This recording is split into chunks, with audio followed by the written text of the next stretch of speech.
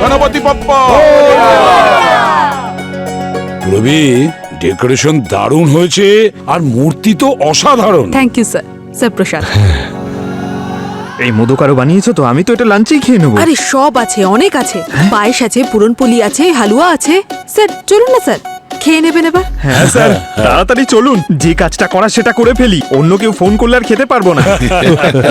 চলো ভাই, খেয়ে নিয়ে। চলো চলো। Thank you, thank you. Start করি? হ্যাঁ হ্যাঁ।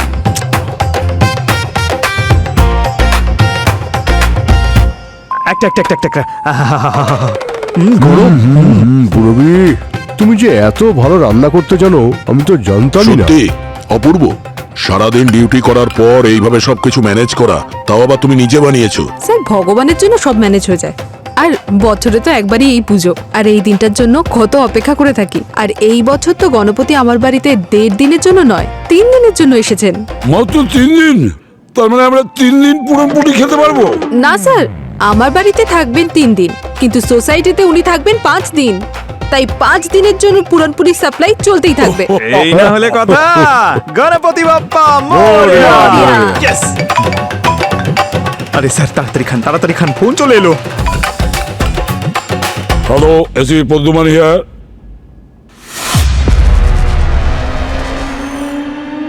ঠিক আছে, আসি আমরা।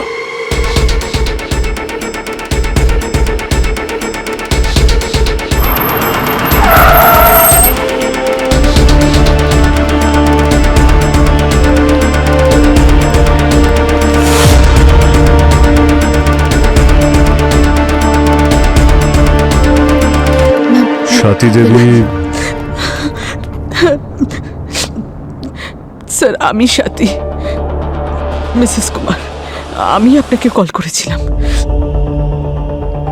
একটু পরে এসে কথা বলছি।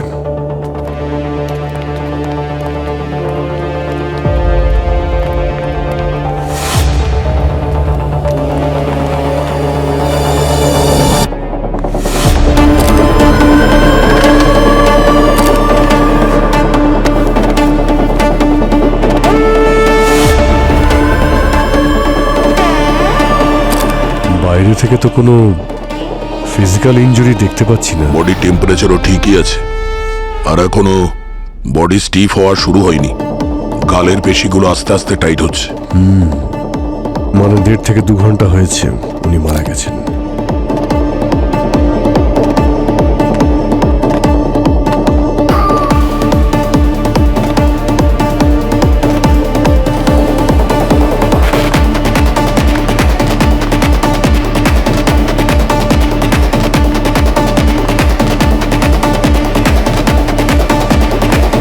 ভাই, আশেপাশে সবকিছু তো ঠিকঠাকই লাগছে। হাতাহাতি বা স্ট্রাগলের তো কোনো চিহ্নই নেই। হার্ট অ্যাটাক হয়নি তো? হতে পারে। হার্ট অ্যাটাক নয় স্যার, এটা মার্ডার।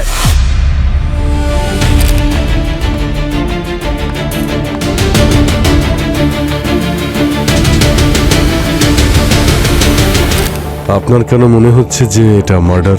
বিগত বেশ কিছুদিন ধরেই এরকমই হচ্ছিল স্যার, যেন কেউ ওকে মারবার চেষ্টা করছিল। আর শেষ পর্যন্ত সেটাই হলো যেটা আমি ভয় পাচ্ছিলাম। এরকম কি হচ্ছিল ওনার সাথে? বিগত বেশ কিছু সপ্তাহ ধরে কুমারের সাথে কিছু না কিছু অদ্ভুত ঘটনা ঘটে যাচ্ছিল, যেন কেউ ওকে মারবার চেষ্টা করছিল। একদিন কুমার রিহার্সালসে ওর নিজের ফোনে কিছু একটা দেখছিল। মুস্কান, মুস্কান, মুস্কান, দেখুন না, দেখুন না। মুস্কান, তুমি ঠিক আছো? খুব লেগেছে? হ্যাঁ, ওদিকে নিয়ে যাও ওকে। চলো চলো। তুমি বসে বিশ্রাম করো মুস্কান, আমি দেখে নিচ্ছি। হ্যাঁ।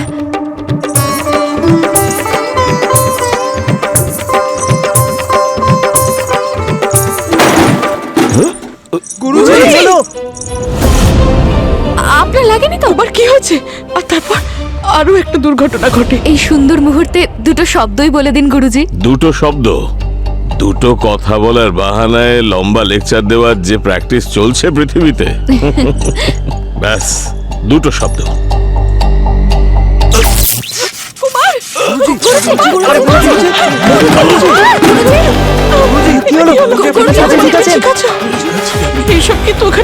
স্যার ফাংশনে কুমার নিজের গাড়ি নিয়ে যাচ্ছিল, তখন ওর গাড়ির ব্রেক ফেল হয়ে যায়। ও খুব অল্পের জন্য বেঁচে যায়। আমি ওকে অনেক বোঝানোর চেষ্টা করেছিলাম যে কেউ ওকে মারবার চেষ্টা করছিল, আমাদের পুলিশের কাছে যাওয়া দরকার ছিল, কিন্তু প্রত্যেকবার ও আমার কথা উড়িয়ে দিত। ও বলতো এটা শুধুই আমার দুশ্চিন্তা, ভাবতো আমায় কেন কেউ মারবে। তিনবার প্রাণঘাতী হামলা, তাও আবার 2-3 সপ্তাহ গ্যাপে গ্যাপে, এটা কাকতালীয় হতে পারে না। আচ্ছা, আপনার কি মনে হয় যে গুরুজিকে কে খুন করতে পারে? কারোর সঙ্গে ওনার কি কোনো ঝামেলা বা শত্রুতা ছিল? আমরা কি করে জানবো স্যার? মনের মধ্যে কেউ কেনই বা কিছু বেঁধে রেখেছে। স্যার ও তো বেশ হাঁপিয়ে গেছিল, তারপর রিটায়ার হতে চাইছিল, আর এইসব হয়ে গেল। হ্যাঁ স্যার, ইনফ্যাক্ট গুরুজি তো মুস্কানকে ওনার উত্তরাধিকারী বানাতে চেয়েছিলেন। স্যারের সব থেকে বেস্ট স্টুডেন্টও। সেরকম কিছু না স্যার, স্যারের সব স্টুডেন্টই খুব ট্যালেন্টেড। এবার কি হবে? গুরুজি যদি অন্য কাউকে ওই জায়গাটা দিত, তাহলেও আমরা আনন্দের সঙ্গে সেই দায়িত্ব পালন করতাম। আমরা কখনোই এইসব কথার এখন কোনো মানে নেই, আর চুপ করো। কুমার নারায়ণম স্যার, তামিলনাড়ুতে উনি বড় হয়েছেন আর ভরতনাট্যমের ট্রেনিং ওখান থেকেই নিয়েছিলেন। 15 বছর বয়সে সোলো পারফরমেন্স শুরু করেছিলেন, আর 20 বছর হতে হতে ওনার ডান্স একাডেমি খুলেছিলেন, অভিনয় অঙ্গন একাডেমি। উনি ওনার জীবনে সম্মান আর অ্যাওয়ার্ডস অনেক পেয়েছেন। সিম্পল লিভিং, হাই থিঙ্কিং ধরনের মানুষ ছিলেন উনি, আর একজন ট্যালেন্টেড ডান্সার আর টিচার হওয়ার সাথে সাথে এনভায়রনমেন্টালিস্টও ছিলেন। এই প্লাস্টিক থেকে হওয়া পলিউশনের বিরুদ্ধে উনি আওয়াজ তুলেছিলেন, আর সেই কারণে কোর্টে অনেক পিআইএল আর আরটিআইও করে রেখেছিলেন উনি। স্যার, হ্যাঁ স্যার এই দেখুন, আচ্ছা, এই দেখুন স্যার, ওনার সোশ্যাল মিডিয়া অ্যাকাউন্ট। উনি পরিবেশ নিয়ে অনেক পোস্ট করতেন, বিশেষ করে প্লাস্টিক ব্যান করার ভিডিও। এটা কিরকম কমেন্ট? তুমি কুকুরের মতন মরবে বুড়ো, এই কি ধরনের অদ্ভুত কমেন্ট? কুমারবাবু তো ওই প্লাস্টিকের বিরুদ্ধে ছিলেন, প্লাস্টিক বর্জন করতে বলেছিলেন। এই সোশ্যাল মিডিয়ায় একটা ট্রেন্ড হয়েছে, বড্ড ট্রোল করে লোকজন। আমার সঙ্গে এমন হয়েছে স্যার।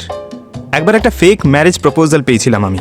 Kant tell you. এক মিনিট স্যার, বেশিরভাগ মেসেজেস তো এইরকম ধরনেরই হয়, গালিগালাজ না হলে প্রাণে মেরে ফেলার হুমকি, আর বেশিরভাগ কমেন্টগুলো ইয়াংস্টাররাই করেছে। সেটাই তো, আজকালকার জেনারেশন তো এনভায়রনমেন্টের ব্যাপারে খুবই সচেতন, তারপরেও এমন কমেন্ট। আর এই কমেন্টে তো 5000-এর থেকে বেশি লাইকস। গুরুজি, এখনো সময় আছে, রাসার কাছে ক্ষমা চেয়ে নিন, না হলে ও আপনাকে শেষ করে দেবে। এই রাসা কে? সে যেই হোক না কেন, কুমার বাবুর সঙ্গে তার সম্পর্ক ভালো ছিল না। এখানে কিছু না কিছু গোলমাল নিশ্চয়ই আছে, কিন্তু কি? সালুকে কি কিছু বলেছে বডির ব্যাপারে? না স্যার, উনি তো ফোনই তুলছেন না। আরে সালুকে ফোন তুলছে না? সালুকে গেল কোথায়? সালুকে? হ্যাঁ, আরে স্যার, সালুকে তাড়াতাড়ি জল নিয়ে এসো। আরে ওর কি হলো? ডক্টর সালুকে? Hello, ambulance. আরে স্যার, আরে ভাই, কে এরকম করলো? আরে ভাই তুমি, আরে কত সুন্দর একটা ঘুম দিচ্ছিলাম এতক্ষণ বাদে, আর শুধু শুধু তুমি। আপনি কবে থেকে দিনে ঘুমুন? উঠুন। আমার চশমা কোথায়? চশমা দাও। এই নিন। বুড়ো হয়ে গেছো। এই সব হচ্ছে এর দোষ, এই পুরো। কেন? আমি কি করলাম? আরে সব সময় কোনো না কিছু খাবার জিনিস পাঠায়। এবার জানো, এত বড় একটা টিফিন বক্স ভর্তি করে পুরনপুলি পাঠিয়েছে আমাকে, তাতে আবার লিখেও পাঠিয়েছিল। ওতে লেখা ছিল পুরনপুলিতে আগে ভালো করে ভালো ঘি মাখাবেন, তারপরে গাঢ় গরম গরম দুধের সঙ্গে মিশিয়ে খাবেন। বাই গড, দয়া, এত টেস্টি ছিল। হ্যাঁ, 4 পুরনপুলি আমি খেয়ে ফেলেছি। 4টে পুরনপুলি? এটা তো পুরো সেনাদের হয়ে যাবে স্যার। আপনি একলা খেয়ে নিলেন? তবে আমাকে তুমি কম ভেবেছো? রাক্ষস কোথাকার। স্যার, ওই কয়েকটা কি বাঁচিয়ে রেখেছেন নাকি? সব কটাই কেন বাঁচিয়ে রাখবো? কেন বাঁচাবো? এসব কি স্যার? এগুলো কিন্তু ঠিক ঠিক না। আবার কি ভাই? পুরনপুলি খেয়ে না হয় ঘুমিয়ে পড়েছিলে। আর ওই ডেড বডির রিপোর্টটা কি? না, সালুকে এমন কাজ করে না বস। প্রথমে কাজ, তারপরে আরাম। এর ব্যাপারে আমি সব খোঁজ নিয়েছি। কি খোঁজ নিয়েছিলে? তোমাদের ডাউট একদম ঠিক, এনার হার্ট অ্যাটাকই হয়েছে। কিন্তু ওনার ওয়াইফ যেটা বলছেন সেটাও ঠিক, এটা খুনই বটে। তার মানে কেউ এনার হার্ট অ্যাটাক ঘটিয়েছে? একদম। দেখো, এর ব্লাড স্যাম্পেলে আমি অক্সিভরিন নামে কেমিক্যাল পেয়েছি। অক্সিভরিন? হ্যাঁ, জানো এই অক্সিভরিন কি কাজ করে? এটা কাগজের কারখানায় পাল্প বানানোর জন্য, মানে ওর মণ্ডপ তৈরি করার জন্য ব্যবহার হয়। এই অক্সিভরিন কোনো মানুষকে দেওয়া হলে আস্তে আস্তে বিষের কাজ শুরু করে। এই কেমিক্যালটা এনাকে মিষ্টির সঙ্গে দেওয়া হয়ে থাকতে পারে। ব্যাস 5-6 ঘন্টার মধ্যে এই অক্সিভরিন কাজ শুরু করে দিয়েছে। স্যার, এই রাসার ব্যাপারে আমি জানতে পেরেছি। রাহুল সালসা নামে ওর সোশ্যাল মিডিয়া অ্যাকাউন্ট আছে। ও ডান্সার। ইনি গুরুজির স্টুডেন্ট ছিলেন স্যার। ওনার ফ্যানেদের কাছে উনি রাসা বলে পরিচিত। রাহুলের রা আর সালসার সা। রাহুল কুমার বাবুর স্টুডেন্ট ছিল, আর রাহুলের ফ্যান্স ওনাকে হুমকি দিচ্ছিল। একটা কাজ করো, স্যার। খোঁজ নাও যে ওই রাহুল রাসা কোন তালের ওপর নাচে সে আজকাল। আর অভিজিৎ, এবার আমাদের এটা দেখতে হবে কুমার বাবুর ওপর যতগুলো অ্যাটাক হয়েছে সেটা ওই রাসা আর ওর ফ্যান্সরা করেছে নাকি শুধু অ্যাক্সিডেন্টই ছিল।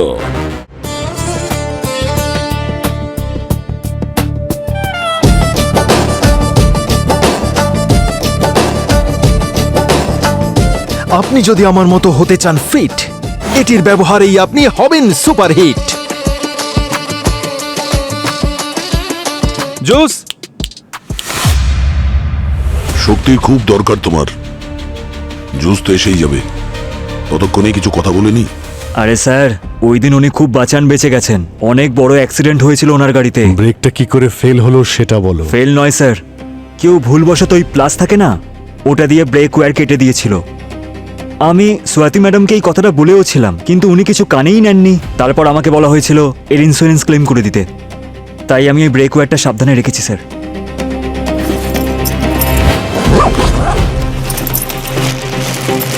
এই দেখুন স্যার। এটা তুমি খুব ভালো করেছো। এগুলো কি এখানে সাদা সাদা কি লেগে আছে? আমি কিছু লাগাইনি স্যার, যেরকম ছিল সেরকমই দিলাম আপনাকে। ঠিক আছে, তুমি এখন আসতে পারো। রবি, এটা ফরেন্সিক ল্যাবে পাঠিয়ে দাও ডক্টর সালুকের কাছে। দেখো কি জানতে পারা যায়। স্যার, আপনি যাকে ডেকে পাঠিয়েছিলেন ও এসে গেছে। আচ্ছা। স্যার, ও মঙ্গেশ, ইলেকট্রিশিয়ান। কুমারবাবুর একাডেমির ওয়্যারিং এর কাজ ওই করতো। স্যার, আপনারা আমাকে কেন ডেকেছেন? আচ্ছা, তুমি এটা বলো যে গুরুজির মাথার পিছন দিকে যে লাইটটা পড়েছিল সেটা কি করে পড়েছিল, আর মাইকে কারেন্টটা কোথা থেকে এলো? স্যার, এতে আমার বা আমার লোকেদের কোনো দোষ নেই স্যার। ওই লাইট পড়ে যাওয়ার পর আমি তার নাট বল্টু চেক করেছিলাম স্যার। ওটা কেউ ইচ্ছে করে লুজ করেছিল স্যার, নাহলে আমার ফিটিং করা কোনো জিনিস পড়ে যাবে এমনটা অসম্ভব স্যার। আর ওই মাইক? স্যার, ওই মাইকের ওয়্যার কেউ ইচ্ছে করে ইলেকট্রিক শকারে ভরে দিয়েছিল স্যার, যাতে কারেন্ট পাস হয়। স্যার, এমন কাজ তো কোনো নতুন ইলেকট্রিশিয়ানও করবে না স্যার। আরে আরে আরে আরে স্যার, অ্যাড শুট করার সময় তো অজ্ঞান হয়ে যাচ্ছিল না স্যার? ওটাই আমার কাজ স্যার। আমার পার্সোনাল লসের জন্য তো আমি এজেন্সির লস করতে পারি না। আপনারা তো আর জানেন না স্যার, গুরুজি চলে যাওয়ার পর থেকে আমার উপর দিয়ে কি যাচ্ছে। হ্যাঁ, গুরুজি মারা যাওয়াতে কতটা দুঃখ পেয়েছো সেটা তো ইন্টারনেটে ওনার পোস্ট দেখে বোঝা যাচ্ছে। স্যার, ওটা আমি নই, আমার ফ্যানেদের কাজ। কিন্তু তোমার ফ্যানেরা এরকম কেন রিয়াক্ট করছে? নিশ্চয়ই কোনো কারণ আছে। আজ আমি যা কিছু হয়েছে গুরুজির আশীর্বাদে হয়েছে। উনি গুরুর চেয়ে অনেক বেশি কিছু ছিলেন আমার কাছে। কিন্তু আমি এখনকার ছেলে, এখনকার সমস্ত কিছু, এখনকার আর্ট আমার খুব পছন্দের। তাই আমি ভরতনাট্যমের সঙ্গে হিপ হপ আর ওয়েস্টার্ন মিউজিকের একটা যোগসূত্র ঘটালাম। তাই নিয়ে ইন্টারনেটে আলোড়ন পড়লো স্যার। রাহুল, এসব কি? কি হয়েছে গুরুজি? জিজ্ঞেস করছো? তোমার নৃত্য কলার যে শিক্ষা দিয়েছি তার এই রূপান্তর ঘটিয়েছো। ভারতনাট্যম শুধু শাস্ত্রীয় নৃত্য নয়, ভগবানের আশীর্বাদ স্বরূপ সেটি আশীর্বাদ। নটরাজের এই পবিত্র কলাকে তুমি ইংলিশ বাজনার সঙ্গে মিশিয়ে দিয়ে সেটিকে অপমান করেছো। কিন্তু গুরুজি, শিল্প তো শিল্পই। আমি তো শুধু ভরতনাট্যমের একটা নতুন পথ, নতুন স্টাইল সৃষ্টি চুপ করেছি। করো, আর তোমার এই ভাবনা নিজের কাছেই রাখো। তুমি বেরিয়ে যাও, বেরিয়ে যাও এখান থেকে। জানি না আমার আর গুরুজির সেই ঝগড়া ইন্টারনেটে কিভাবে লিক হলো, আর তারপর থেকে আমার ফ্যানেরা সকলে ওনাকে ঘৃণা করতে থাকলো। মার্ডারের দিন কোথায় ছিলে তুমি? দিল্লিতে একটা পার্সোনাল কাজে গেছি। আচ্ছা স্যার, স্যার এই যে আমার ফ্লাইটের টিকিট। সেসব ঠিক আছে, যতক্ষণ এই কেসটা সলভ না হবে ততক্ষণ তুমি এই শহর থেকে বাইরে কোথাও যাবে না। ঠিক আছে স্যার।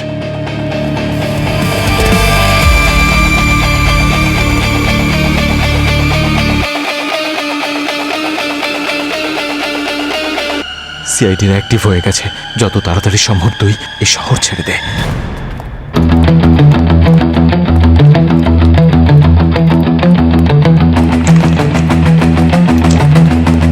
স্যার স্যার রাহুল ঝগড়া লিক হয়ে যাবার কথাটা সত্যি বলেছিল স্যার। আমি জার্নালিস্টের সঙ্গে কথা বলেছি যে ঝগড়ার বিষয়টা সোশ্যাল মিডিয়ায় দিয়েছিল। ও বলছিল একজন আননোন মহিলা আর কুমার বাবুর ঝগড়ার বিষয় বলেছিল। আচ্ছা, এই রাহুল যে দিল্লি গিয়েছিল সেটার ব্যাপারে কি জেনেছো? স্যার ডিটেলস আমি ফরওয়ার্ড করেছি এয়ারপোর্ট অথরিটিকে, ওরা কনফার্ম করে বলে দেবে। দয়া, এই রাহুল কিন্তু অতটা সহজ সরল নয়, কড়া নজর রাখতে হবে ওই রাহুলের ওপর। যতগুলো অ্যাক্সিডেন্ট হয়েছিল গুরুজির সঙ্গে সবকিছু প্ল্যান করা ছিল স্যার। এমন কেউ তো আছে যে ওনাকে বারবার মারার চেষ্টা করছিল, আর সে সফলও হলো। একটা আশ্চর্যের ব্যাপার দেখো, ভরতনাট্যম টিচারকে মারার জন্য কেন ওরা ব্যস্ত হয়েছিল, কেন ওরা মেরে ফেলেছে ওনাকে? একটাই কারণ হতে পারে অভিজিৎ, এই যে কুমার বাবু পিআইএল ও আরটিআই ফাইল করেছিলেন না, হয়তো সেটার কারণেই অনেক শত্রু হয়ে গেছিল ওনার, হতে পারে। স্যার, হ্যাঁ স্যার আমি কুমারবাবুর কেসের ডিটেল বের করেছি। ওনার একাডেমির ঠিক পাশেই কোনো মিস্টার মুকেশের ফ্যাক্টরি রয়েছে, যেখানে উনি প্লাস্টিকের তৈরি জিনিস বানান। আর কুমারবাবু রিপোর্ট করার জন্য পুলিশ ওদের ফ্যাক্টরি সিল করে দেয়, আর সেই জন্যই মুকেশ কুমারবাবুকে হুমকি দিচ্ছিল। মুকেশ, নিয়ে এসো ওই মুকেশকে, দেখি তো একবার ওর হুমকিটা কত জোরালো।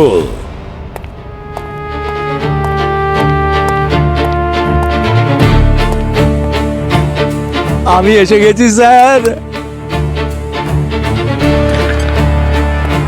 আপনার জন্য এটা, আপনার বাচ্চার জন্য, আপনার যদি বাচ্চা না থাকে আপনার প্রতিবেশীর বাচ্চার জন্য, যদি প্রতিবেশীর বাচ্চা না থাকে আপনার আত্মীয়ের বাচ্চার জন্য। ঘুষ এটা নয় স্যার, গিফট, এটা গিফট। আসলে মানুষ যখন খুশি হয় না, গিফট দেয় সে, গিফট। আর আপনি কি নিয়ে এত খুশি? আমি তো খুব খুশি হয়েছি স্যার, ওই কুমার চলে গেছেন না এই পৃথিবী ছেড়ে, আমি খুব খুশি হয়েছি। কুমার গুরুজি একজন নামি দামি শিল্পী ছিলেন, সারা পৃথিবীতে এই দেশের নাম উজ্জ্বল করেছেন উনি। তোমার মতো মানুষ ওনার মূল্য কি বুঝবেন? হ্যাঁ, তা হবে হয়তো, আমি এসব জেনে কি করব? উনি তো আমার ব্যবসা বন্ধ করতে চলেছিলেন। যতদিন উনি একাডেমি চালাচ্ছিলেন না, আমিও ওনাকে অনেক রেসপেক্ট করতাম, দিব্যি করছি। কিন্তু যবে থেকে উনি শুরু করলেন না, নো প্লাস্টিক, ব্যান প্লাস্টিক, পরিবেশকে বাঁচাও, বিশ্বকে বাঁচাও, এইসব নাটক করার কি দরকার ছিল? প্রায়শই উনি কোনো কমপ্লেন করে আমার ফ্যাক্টরি বন্ধ করতে চাইতেন। আমি অনেক পরিশ্রম করে কোর্ট কাছারিতে চক্কর লাগিয়ে ওটা খোলার চেষ্টা করতাম। আরে আমারও তো বউ বাচ্চা আছে স্যার, আচ্ছা। তাদের ব্যাপারেই তো ভাবতে হবে। যাতে তোমার প্লাস্টিকের ফ্যাক্টরি খুব ভালো করে চলে, এই জন্যই তুমি এই সমস্ত করেছো। কেন? মিথ্যে বলবো না স্যার, চেষ্টা তো অনেক করেছিলাম, 2-3 বার গুন্ডাও পাঠিয়েছিলাম। ওই ডান্সার বাইরে থেকে যতটা নরম ছিল না, ভেতর থেকে অতটাই স্ট্রিক্ট ছিল, সলিড, নিজের সিদ্ধান্ত থেকে নড়েনি, অনড় ছিল। উনি যখন ভয় পেলেন না তখন আপনি ওকে মেরে দিলেন। আমি কেন ওকে মারতে যাব স্যার, যখন ও নিজেই দেশ ছেড়ে চলে যাচ্ছিল? কি বললে? কুমার বাবু দেশ ছেড়ে চলে যাচ্ছিলেন? স্যার আপনি কেমন ইনভেস্টিগেশন করেন, আপনি জানেন না? কুমার আর ওর ওয়াইফ আমেরিকা শিফট করে যাচ্ছিল বরাবরের জন্য, পার্মানেন্ট। আমি তো এটা জেনে খুব খুশি, আমাকে কোনো এফোর্টই করতে হলো না, আমার রাস্তার কাঁটা আপনিই সরে যাচ্ছে।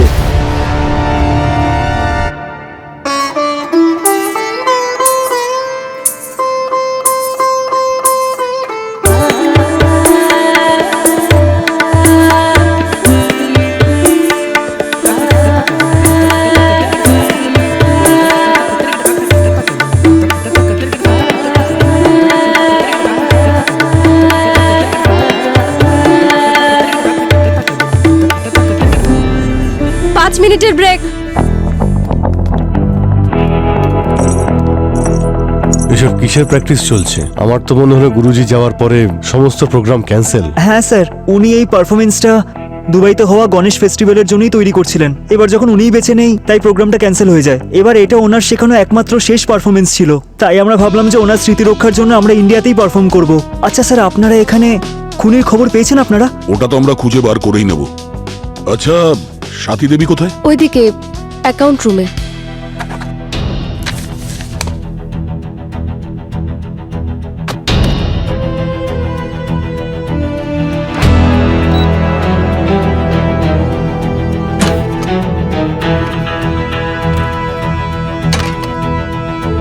চলো এই যে করেই হোক আমি এই সব পেপার ওয়ার্ক এক্ষুনি কমপ্লিট করে নিতে চাই। ঠিক আছে। আমি চাই না যে আমি যাওয়ার পরে এই আচ্ছা সব। স্বাতী ম্যাডাম, আপনি আমাদের এটা তো বলেননি যে কুমার বাবু নাকি এই দেশ ছেড়ে বাইরে চলে যাচ্ছেন। উনি তো যেতেই চাইছিলেন না, আমি তো ফোর্স করেছিলাম ওনাকে।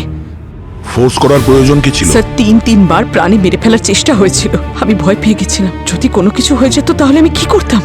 আমি ইউএস সিটিজেন, ছোটবেলাটা আমার ওইখানেই কেটেছে, তাই চেয়েছিলাম যে এখন ওখানেই সেটেল করে যাব। আর তাই তো আমি ওকে কনভিন্স করছিলাম। আর এমনিতেও আমার হাজবেন্ডের বেশিরভাগ শোজই বাইরেই হতো। এইসব তো একান্তই আমাদের ব্যক্তিগত না স্যার, তাই মনে হয়েছিল এইসব আপনাদের সাথে কি বলে শেয়ার করব। ম্যাম, আমরা এখনো গুরুজির খুনিকে খুঁজে বেড়াচ্ছি।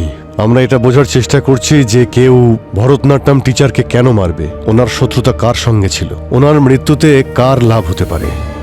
সেই জন্য ওনার সঙ্গে জড়িত সমস্ত বিষয় আমাদের ইনভেস্টিগেশনে কাজে লাগবে। বুঝতে পেরেছেন আপনি? ম্যাম, ম্যাম, নিশার ফোন লাগছে না।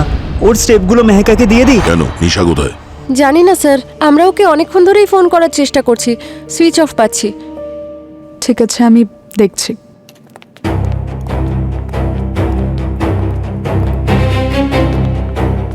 নিশার ব্যাপারটা কি স্যার? রাসা স্যার, এক মিনিট।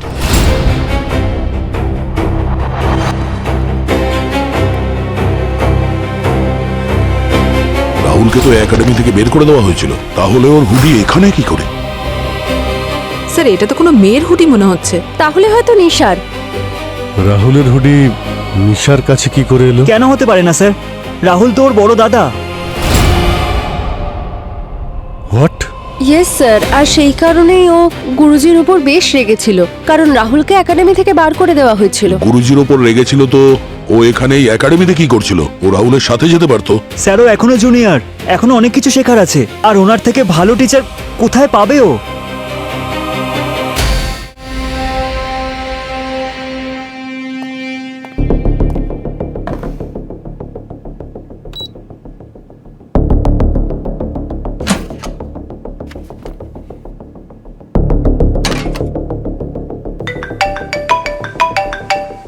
বলুন ডক্টর সালুখে। হ্যাঁ অভিজিৎ, তুমি যে ওই ব্রেক ওয়ার্ডটা আমাকে দিয়েছিলে না, ওর ওপর লেগে থাকা পাউডারটা আমি ভালো করে চেক করেছি। আরে ওটা মেকআপে যে ফাউন্ডেশন ব্যবহার করা হয় না, সেই পাউডার। ওখানে যত ডান্সার আছে সবাই ওটা ব্যবহার করে থাকে। Okay sir, thank you. আচ্ছা, যেই রাতে গুরুজির গাড়ির অ্যাক্সিডেন্ট হয়েছিল সেই রাতে নিশার কি কোনো পারফরমেন্স ছিল নাকি? স্যার শুধু নিশান নয়, পুরো ডান্স গ্রুপের প্রোগ্রাম ছিল। সব ডান্সাররাই ওখানে ছিল সেদিন। সমস্ত ডান্সার তো আজ এখানেই আছে, শুধুমাত্র নিশা নেই এখানে।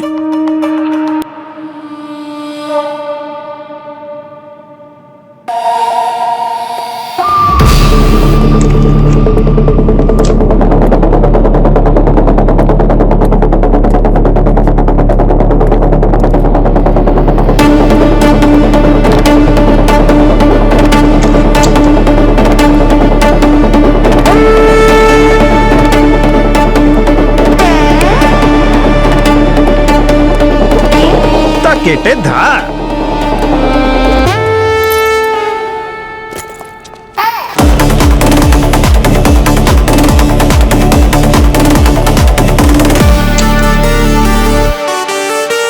নিশা কোথায়? আপনি?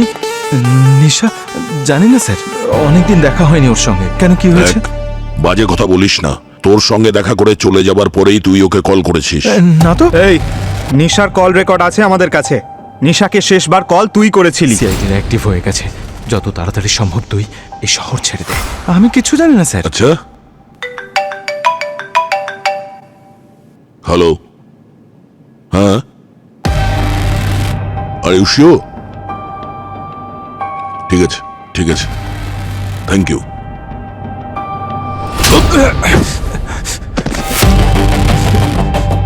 মিথ্যে কথা বলবি না। দিল্লি গেছিলি, কেন গিয়েছিলি? এয়ারপোর্ট থেকে কল করেছিল। তুই ফ্লাইটের টিকিট বুক তো করেছিলি, কিন্তু তুই ফ্লাইটে যাসনি। সরি স্যার, আমি ভয় পেয়ে গেছিলাম স্যার। আমি ভেবেছিলাম আপনারা আমাকে অ্যারেস্ট আগের কারণের বিষয় বলতে পারবো না, কিন্তু এখন তুই প্রপার কারণ দিয়ে দিয়েছিস জেলে ভরার জন্য। ঠিক করে বল নিশা কোথায়, না হলে সারাটা জীবন তুই নাচতে পারবি না, মনে রাখিস। এসো, চলো।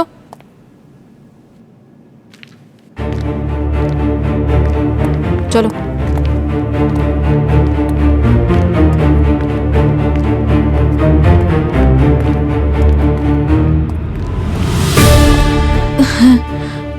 আপনাদের যাওয়ার পর দাদা আমাকে ফোন করেছিল।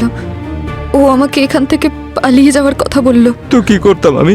জানিসই তো যে সবচেয়ে আগে বডি দেখে ওনারা সবচেয়ে বেশি সন্দেহ তাকেই করে, আর তুই এদের প্রশ্ন ফেস করতে পারতিস না। প্রশ্ন করাটা আমাদের কাজ রাহুল, তার মানে এটাই নয় যে আমরা সামনের লোককেই অপরাধী ভাববো। আর যদি তোমরা কিছু করে নাই থাকো তাহলে ভয় কিসের? না না স্যার, দাদা সেটা বলতে চাইনি। দাদা আসলে আমার খুব খেয়াল রাখে, আর আমাকে এই অবস্থায় দেখতে পারবে না। যখন আমি গুরুজির ডেড বডি দেখেছিলাম তখন আমি খুব ঘাবড়ে গিয়েছিলাম, আর তাই আমি সেই জন্য শহর থেকে পালানোর বদলে আমি এখানে আবার দাদার কাছে চলে এসেছি। নিজের ফোন বন্ধ করে রেখেছি। বাহানা তুমি ভালোই করতে পারো নিশা। ডান্সের সাথে সাথে অ্যাক্টিংও শিখে নিয়েছো নাকি? যখন যখন গুরুজির ওপর হামলা হয়েছে তখন তুমি ওখানে ছিলে একাডেমিতে। স্যার, আমি ছাড়াও তো আরো অনেক ডান্সার্সরা ছিল ওখানে। আর আর আমি কেন গুরুজিকে মারবো? আর আমার ওনাকে খুন করার কোনো কারণও তো নেই। কারণ আছে। কুমারবাবু রাহুলকে একাডেমি থেকে বের করে দিয়েছিলেন। রাহুলকে ঘৃণা করতেন উনি। না স্যার, ঘৃণা নয়, ভালোবাসতেন ওকে। কি? হ্যাঁ দাদা, গুরুজি হয়তো রেগে গিয়ে তোকে একাডেমি থেকে বের করে দিয়েছিলেন, কিন্তু উনি সবসময় তোকে মনে করতেন। গুরুজি তো দাদার আর্টের ডান্সের ফ্যান হয়ে গিয়েছিলেন। লুকিয়ে লুকিয়ে ওর ফিউশন ডান্সের ভিডিও দেখতেন গুরুজি। গুরুজি, নিশা, গুরুজি, আপনি দাদাকে এত ভালোবাসেন যখন, ওকে আবার ফিরিয়ে কেন আনছেন না? আপনি জানেন দাদাও আপনাকে ভীষণ মিস করে। তোমার তো জানা আছে নিশা, রাহুল আমার সব থেকে উপযুক্ত শিষ্য। ওকে এখান থেকে বার করার পেছনে কারণ আছে। তুমি চিন্তা করো না, সঠিক সময় এলে রাহুলকে আমি নিজেই ডাকবো। সত্যি গুরুজি? আমার রিটায়ারমেন্টের পর আমার এই নৃত্যাঙ্গনকে কে সামলাবে? রাহুল। আমি ওকে পুরো ভরসা করি। তুমি দেখো, একদিন ও আমার নাম, আমাদের এই শাস্ত্রীয় নৃত্য ভারতনাট্যমকে নতুন উচ্চতায় নিয়ে যাবে। এই যে এইটা দেখুন গুরুজি, তারপর থেকে যখনই দাদার রিলসগুলো দেখতেন আমাকেও পাঠাতেন। আমি কি করলাম যে গুরুজি আমাকে সন্তানের মতো মনে করতেন? আমি ওনাকে কি করেছিলে তুমি? হ্যাঁ স্যার, আমি যে দিল্লির ফ্লাইট মিস করেছিলাম, আমি সেই দিন ওনার সঙ্গে দেখা করতে যেদিন গেছিলাম। গুরুজি মার্ডার হয়েছিল ওই দিন তুমি ওনার সঙ্গে দেখা করেছিলে? হ্যাঁ স্যার, সেই দিন আমি সোশ্যাল মিডিয়া জার্নালিস্টের থেকে জেনেছিলাম যে একাডেমি থেকে কোনো একটা মেয়ে ফোন করে ওনাকে আমার আর গুরুজির ঝগড়ার ব্যাপারে বলেছিলেন। তাই আমি গুরুজির সঙ্গে সেই ব্যাপারেই কথা বলতে গিয়েছিলাম। আমি ভেবেছিলাম গুরুজি স্বাতি ম্যামের সঙ্গে প্ল্যান করেই নিউজ আউট করেছিলেন, যাতে আমার নাম নিয়ে পাবলিসিটি করতে পারে। কিন্তু স্যার বিশ্বাস করুন, আমি গুরুজিকে খুন করিনি স্যার। রাহুল, তুমি আমাদের এতবার মিথ্যে কথা বলেছো যে তোমার কোনো কথাই এখন বিশ্বাস করা আমাদের মুশকিল হয়ে গেছে, বুঝলে? যতদিন নাই কেসটা সলভ হবে তুমি আমাদের হেফাজতে থাকবে, বুঝলে? স্যার, যদি রাহুল খুন না করে থাকে তাহলে খুনি কে? কারোর তো কোনো কারণই দেখছি না খুনটা করার। এই কেসটা তো খুব জটিল। কোন রাস্তায় যাব, কাকে ধরবো বুঝতে পারছি না। গণপতি বাপ্পা আছেন তো স্যার, উনি কোনো পথ দেখাবেন।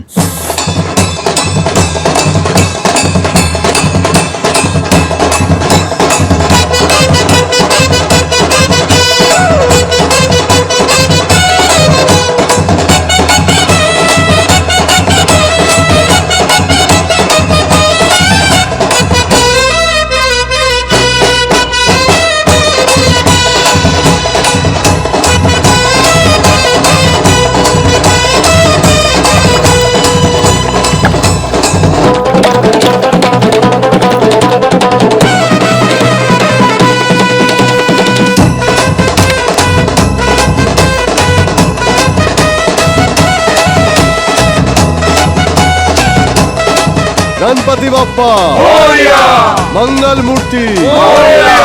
Thank you, thank you, thank you. এই যে বাড়িতে গণপতির বিসর্জন দেওয়ার পদ্ধতিটা ভীষণ ভালো, তাহলে সমুদ্রে নদীতে কখনো দূষণ হবেই না। আর স্যার মূর্তিটাও অর্গানিক মাটি আর কালার দিয়ে তৈরি, তাই এই জলটা আমি গাছের গোড়াতেও দিতে পারি। দারুণ ভালো, এরকমই বিসর্জন হওয়া উচিত, আর মূর্তিও এরকম ভাবেই বানানো উচিত। অর্গানিক।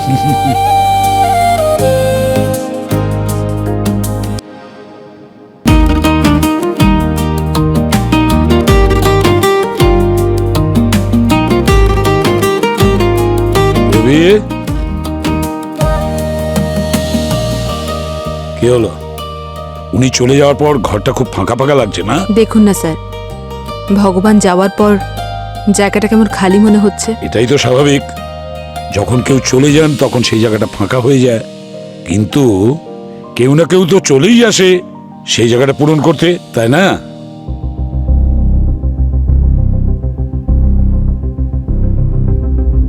স্যার, হ্যাঁ, গুরুজি চলে যাওয়ার পরে ওনার একাডেমিও এইভাবে নিশ্চয়ই খালি হয়ে গেছে, তাহলে কেউ তো আসবে ওনার জায়গা নিতে। নিশ্চয়ই আসবে, এটাই তো কারণ হতে পারে ওনাকে দুনিয়া থেকে সরিয়ে ফেলার, একমাত্র এটাই কারণ। স্যার, ওই স্বাতী, ও তো নিজের উকিলের সাথে কিছু বেচার এগ্রিমেন্ট সাইন করছিল, তাই না? উনি ঠিক কি বিক্রি করতে চাইছিলেন? গুরুজির প্রপার্টি? স্যার হয়তো একাডেমি বিক্রি করতেন, কিন্তু কাকে? মুকেশ। মুকেশকে, প্লাস্টিক কারখানার ওই মুকেশকে, একমাত্র সেই তো ওনাকে মেরে ফেলার চেষ্টা করছিল ওনার একাডেমির জায়গাটা নেওয়ার জন্য। অভিজিৎ, একটা কাজ করো, ওই সাথীর সঙ্গে দেখা করো, কথা বলো, সমস্ত প্রশ্নের উত্তর একমাত্র ওর কাছেই আছে। সরি স্যার, সরি, আমি আপনাদের থেকে একটা কথা লুকিয়ে গেছি। স্যার, কিভাবেই বা বলতাম আপনাদেরকে যে ইউএসএ তে আমার ফ্যামিলির টাকা পয়সার অনেক প্রয়োজন ছিল, আর তাই আমি কুমারকে ইন্ডিয়াতে সব প্রপার্টি বেচে দিয়ে ইউএসএ তে শিফট হওয়ার জন্য কনভিন্স করছিলাম। তার মানে আপনি ডান্স একাডেমি বেচার জন্য ক্রেতাও খুঁজছিলেন? অ্যাকচুয়ালি কুমার আমার সব কথাই প্রায় মেনে নিয়েছিল, ব্যাস শুধু এই একাডেমিটাও বিক্রি করতে চাইছিল না, আর তাই আমি ওকে একেবারেই ফোর্স করতে চাইনি, আমিও মেনে নিয়েছিলাম। কিন্তু স্যার, যেদিন কুমারের মার্ডার হয়েছিল সেদিন আমার কাছে রাজবর্ধন বলে একজনের মেসেজ এসেছিল। উনি আমাদের একাডেমি কিনে নিতে একেবারেই রাজি ছিলেন। তারপর আমি ভাবলাম, এখন কুমার তো আর নেই, আর আমিও তো ইউএস চলে যাব, তাই একাডেমি বিক্রি করে দেওয়াই ভালো। এটাই সবার জন্য ভালো হতো আর লাভও তো হতো, তাই না? কে এই রাজবর্ধনটা আবার কে? ওনার সঙ্গে আপনার আগে দেখা হয়েছিল? না স্যার, দেখা তো করিনি, কিন্তু উনি আমাদের একজন স্টুডেন্টের বাবা, অনেক বড় বিজনেসম্যান। সাউথ ইন্ডিয়াতে ওনার পেপার মিলসও আছে। Paper mill? কুমার গুরুজির যে কেমিক্যালে মৃত্যু হয়েছিল ওই কেমিক্যাল তো পেপার মিলে ইউজ হয়। আচ্ছা, এটা কোন স্টুডেন্ট যার বাবা আপনাদের একাডেমিটা কিনতে চেয়েছিলেন? স্যার, ওই নমস্কার ভাই ও বোনেরা, আজ আপনাদের সামনে আসতে পেরে আমি এবং আমাদের সিআরডি টিমের সকলে খুব আনন্দ অনুভব করছি। গণেশ বিসর্জনের এই শুভ মুহূর্তে আমরা কুমারবাবুর স্টুডেন্টদের কাছে একটা অনুরোধ করেছি যে আমাদের সকলের জন্য আপনাদের সামনে একটা ভরতনাট্যমের পারফরমেন্স দেখাবো। ওনারা রাজিও হয়ে যান, কিন্তু বিশেষ কথা এই যে পারফরমেন্স, সেটা কুমারবাবু গত হওয়ার আগে কোরিওগ্রাফ করেছিলেন। এটা খুব বিশেষ পারফরমেন্স। তাহলে আসুন আমরা সেই পারফরমেন্সটা সবাই মিলে দেখি। মঞ্চে আসার জন্য অনুরোধ করছি।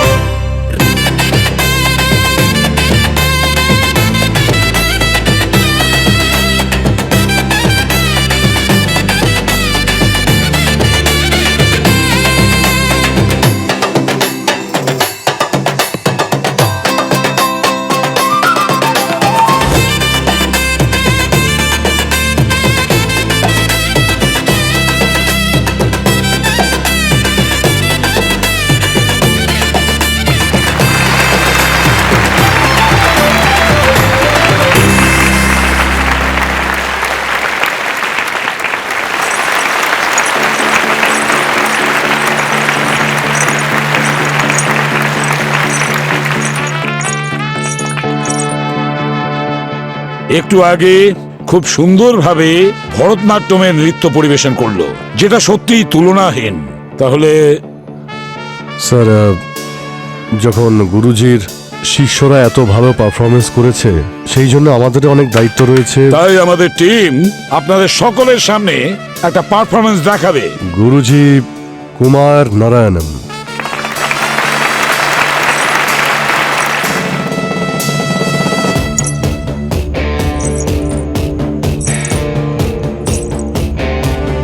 ও যে কথায় আছে না, শিকারি বেড়ালের গোপ দেখলেই চেনা যায়, ঠিক সেইভাবেই কুমার বাবু ওনার 15 বছর বয়সে নিজের নৃত্য শৈলীতে সম্পূর্ণ দেশের মুখ উজ্জ্বল করে দিয়েছেন। 20 বছর বয়সে তো উনি ডান্স একাডেমি খুলেছিলেন, অভিনয় অঙ্গন নৃত্য একাডেমি। কিন্তু গুরুজির উদ্দেশ্য সবসময় সৎ ছিল, অনেক উঁচুতে ছিল। উনি ওনার স্টুডেন্টদের সেই যোগ্যতায় নিতে চেয়েছিলেন তারা যেন ওনার থেকেও বড় হয়।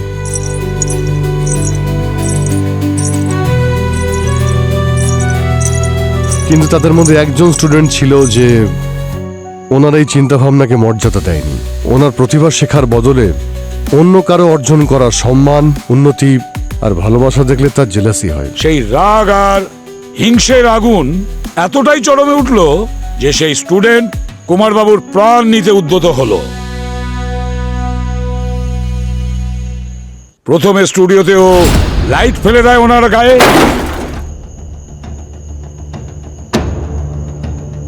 আর তারপরে মাইকে ইলেকট্রিক কারেন্ট লাগিয়ে দেয়। এমনকি শেষ পর্যন্ত সেই স্টুডেন্ট কুমার বাবুর গাড়ির ব্রেক ফেল করিয়ে দেয়। গুরুজি যিনি ভগবানের মতো হন, যার জন্য শিষ্য যে কোনো সময় প্রস্তুত থাকে সবকিছু দিয়ে দেওয়ার। একলব্যতার আঙুল কেটে গুরু দ্রোণাচার্যকে দিয়ে দিয়েছিলেন। কিন্তু এই শিষ্য গুরু শিষ্যের সম্পর্ককে কলঙ্কিত করেছে, ওনাকে খুন করেছে বিষ খাইয়ে, আর নিজের চোখের সামনে তাকে ছটফট করে মরতে দেখে।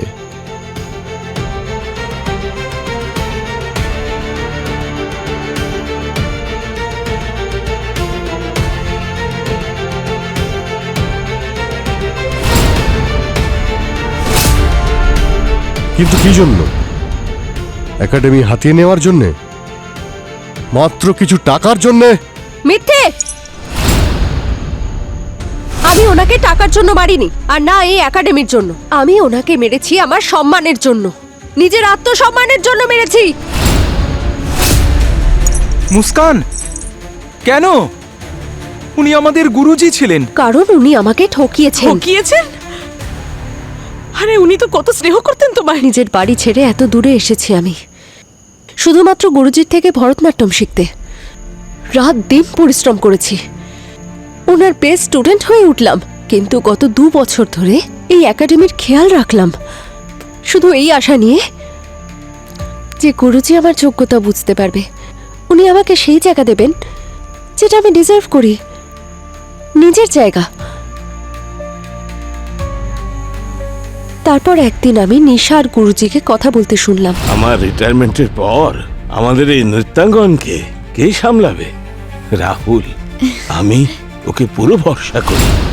গুরুজি নিজের জায়গা এই রাহুলকে দিতে চেয়েছিলেন, এই রাহুলকে যে গুরুজিকে ঠকিয়ে চলে গেছিল। গুরুজি ওকে নিজের উত্তরাধিকারী মনে করত। কেন? কারণ আমি একজন মেয়ে। আমি ওনার জায়গা সামলাতে পারবো না। তখনই আমি সহ্য করতে পারলাম না যে গুরুজি আমাকে আমার জায়গাটা দিল না। সেই জন্য আমি যদি সসম্মানে আমার জায়গা না পাই, সেটা কেড়ে নিতে আমি জানি। আমি আমার বাবার পেপার মিল থেকে ওই বিষ চুরি করেছি আর মিষ্টিতে মিশিয়ে দিয়েছিলাম। আর সেই জন্য কুমার বাবু তোমার পরিবর্তে রাহুলকে পছন্দ করেন। কারণ একজন ভালো শিল্পীর ভালো পারফর্ম করলেই হয় না, বরং ভালো মানুষ হতে হয়। কুমার বাবু শিষ্যদের মধ্যে এটাই খুঁজছিলেন যে প্রকৃতপক্ষে মানুষ, কিন্তু সেটা তোমার মধ্যে পাননি। তোমার মধ্যে তো মনুষ্যত্ব বোধটাও নেই, ছিল শুধু স্বার্থ। যার কারণে তুমি নিজের পিতৃসম গুরুদেবকে খুন করেছো। না,